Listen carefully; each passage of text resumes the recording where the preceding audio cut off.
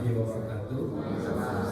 Alhamdulillahirabbil alamin wassalatu wassalamu ala asyrofil anbiya'i wal mursalin sayyidina Muhammadin wa ala alihi washabihi ajmain. Amma ba'du.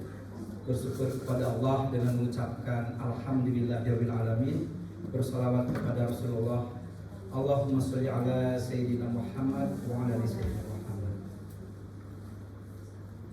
Mendadak sekali ketika kemarin Bu Lina bilang, nelfon ke saya, sudah disiapkan tempat di Fem Hotel untuk acara gereja. Pertanyaan pertama cuma satu, ada agenda apa lagi? Karena mendadak. Jadi ini dadakan sekali. Ketika kami dengan anak-anak Yos sedang mempersiapkan untuk acara gereja di berbagai tempat. Hari Jumat depan akan ada acara gelisan di Pusdai untuk seluruh ASN provinsi se-Jawa Barat. Dibuka langsung oleh Ibu Gubernur. Nama Umi sudah disebutkan dan harus hadir Jumat pagi. Oke? Ya, ini dadakan karena ternyata surat menyuratnya sudah diminta sampai luar biasa, seluruh konsumsi disiapkan Pemprov. Luar biasa, saya kaget. Nah, ketika kami lagi mempersiapkan seperti itu, ada telepon yang mendadak Slonongboy dari Lina Mulyani. Besok pada maghrib ada acara gelisan. Gelisan itu apa sebetulnya? Ini yang perlu saya ungkapkan. Saya diwarisi oleh seseorang yang sangat luar biasa, bersahabat kurang lebih sekitar 2 tahun sama beliau. Sekarang beliau sudah tiada, sudah wafat.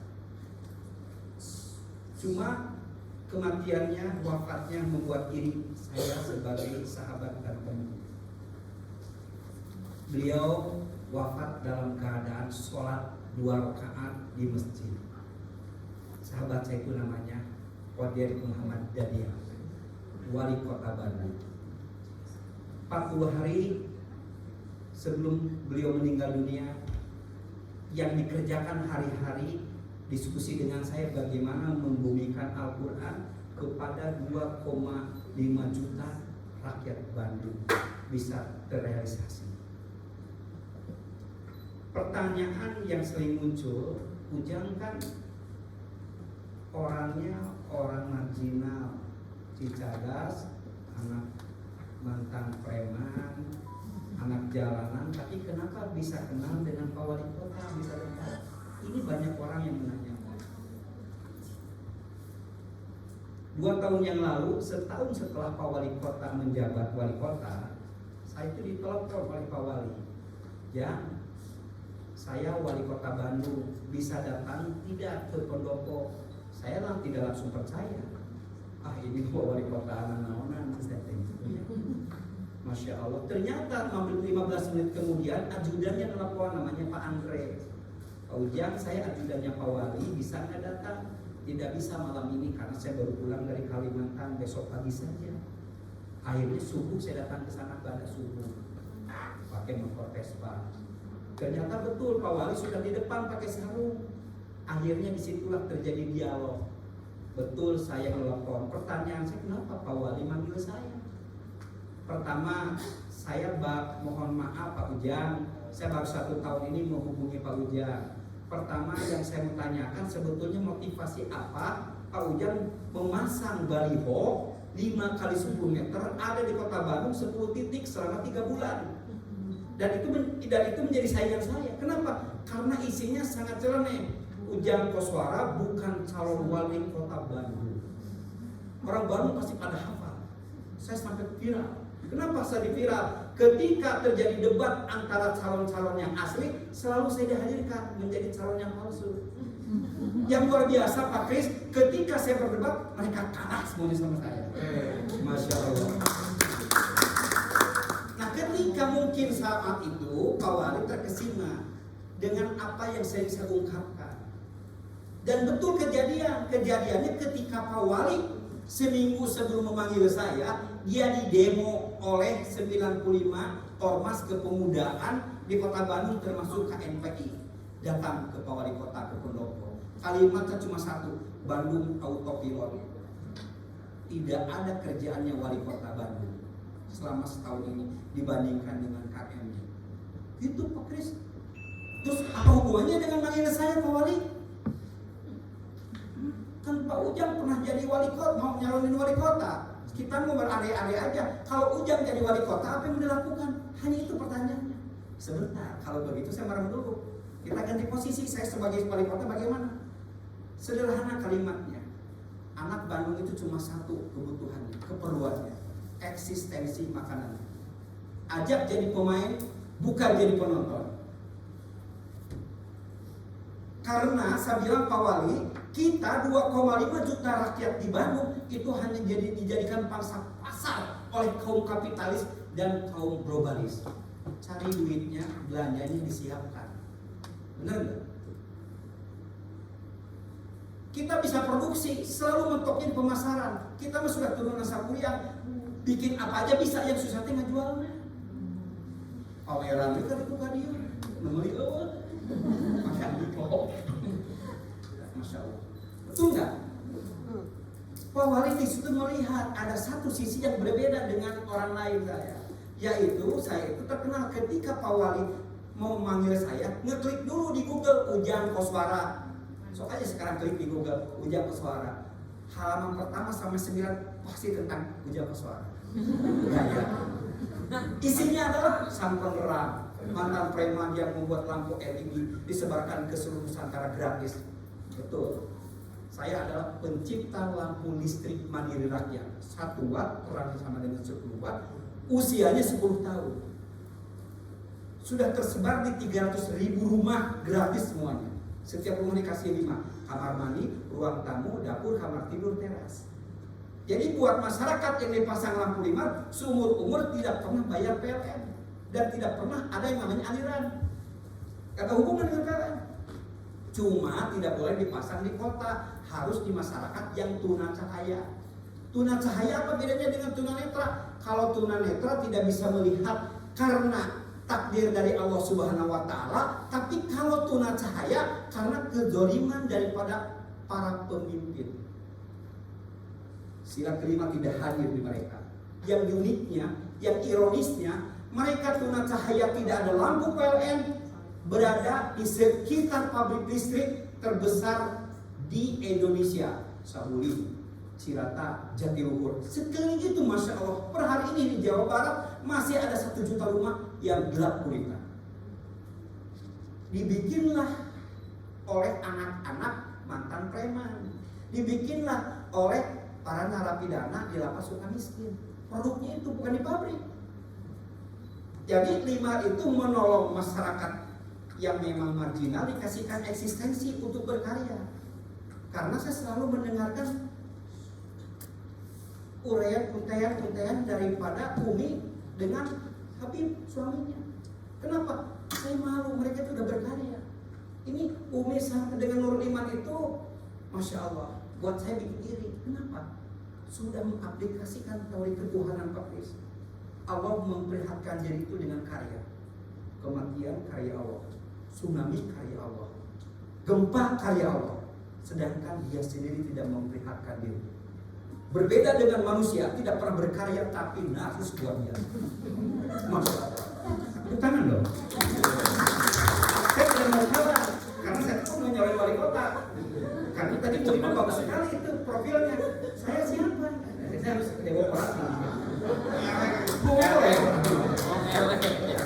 Saya rame. Gitu. Nah makanya simbol-simbol ketuhanan itu sudah dilakukan oleh Umi Wahidah. Simbol-simbol itu sudah dilakukan oleh Mang Odet. Ujang Koswara ngapain? Akhirnya saya membuat lampu 5. Dan akhirnya saya bisa bareng bersahabat dengan Pak Wali Kota. Tapi saya tidak pernah menyentuh APBD yang totalnya 7 triliun per tahun dikelola oleh Mang Odet. Sorry, saya nggak butuh duit. Apa yang dibutuhkan? Kesalehan Pak Wali. Sehingga saya memanggil beliau itu bukan Pak Wali Kota, tapi Amirul Mukminin. Amirul Mukminin. Ini yang harus dilakukan. Ajak jadi pemain. Konkretnya seperti apa kamu jangan? Bikin penumbuhan wirausaha baru namanya perahu. Gimana konteksnya? Konteksnya jangan langsung, tapi bikin dulu marketnya. UMKM itu yang dibutuhkan adalah marketnya. Pas pandemi ini yang punya uang cuma dua, Pak. Satu orang yang gajian, kedua orang yang punya tabungan. Di luar itu mengapain? Bener nggak? Benar. Saya tanya ke Pak Wali punya anak buah berapa? 20.000 orang. Takut nggak sama Pak Wali? Takut. Kita bikin gerakan makan siang di kantor, 20.000 porsi setiap hari. Teknisnya gimana? Saya bikin aplikasi, namanya Menu Bandung. Menu Bandung di sini diisi oleh UMKM yang dikurasi di bawah lumbung Indonesia, di bawah lumbung Bandung dikurasi. Masuklah ke HP saya, ke aplikasi ini, dipertemukanlah dengan ASN. Kata Pak Wali, saya bisa ngontrol nggak ASN? Udah.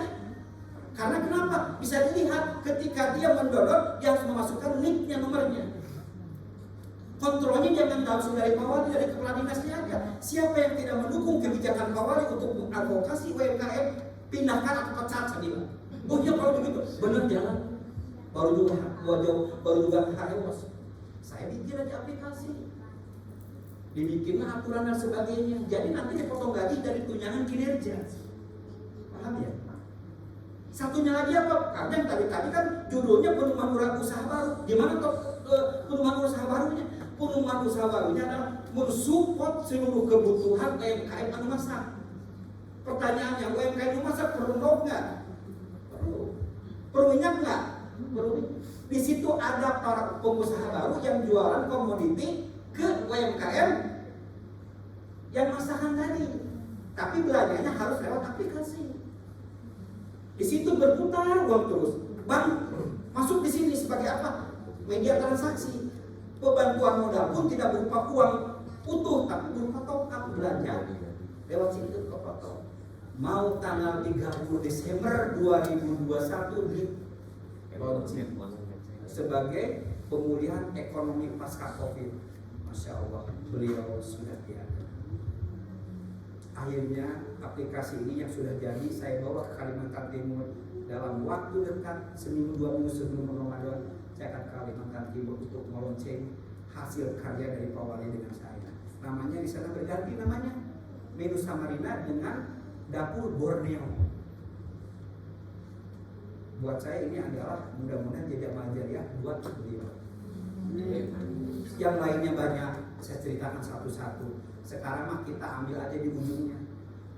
Pada tanggal 25 September, Pak Fris, Pak Wali itu nanya ke saya, yang tanggal 25 itu September ulang tahun Kota Bandung yang ke-211. Pak Wali apa agendanya? Ziarah kubur, upacara.